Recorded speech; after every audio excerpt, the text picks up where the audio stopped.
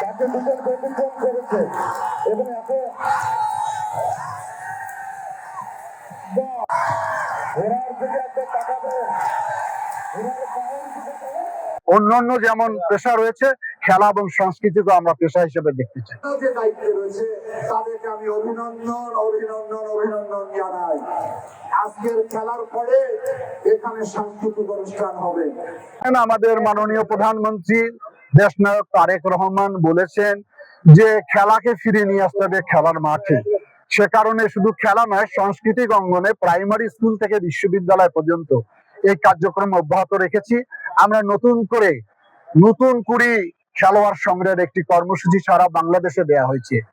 আমাদের পরিকল্পনা রয়েছে খেলাটাকে পেশা হিসাবে গ্রহণ করার জন্য, সংস্কৃতিকে পেশা হিসাবে গ্রহণ করার জন্য, এবং খেলোয়াড়ও যেন ভবিষ্যতে মনে করে যে আমি খেলোয়াড় হয়ে সাংস্কৃতিক অঙ্গনে বিচরণ করে আমি যেন পেশা নিতে পারি। অন্যান্য যেমন পেশা রয়েছে, খেলা এবং সংস্কৃতিকে আমরা পেশা হিসেবে দেখতে চাই। অঞ্চল ভিত্তিক সংস্কৃতিকে বাঁচিয়ে রাখার কোন উদ্যোগ নেবেন? তারা আলাদা আলাদা আছে। আমাদের যেমন রংপুরে ভাওয়াইয়া খ্যাত এই অঞ্চল, আমাদের আঞ্চলিক ভাষায় ভাওয়াইয়া রচিত হয়েছে।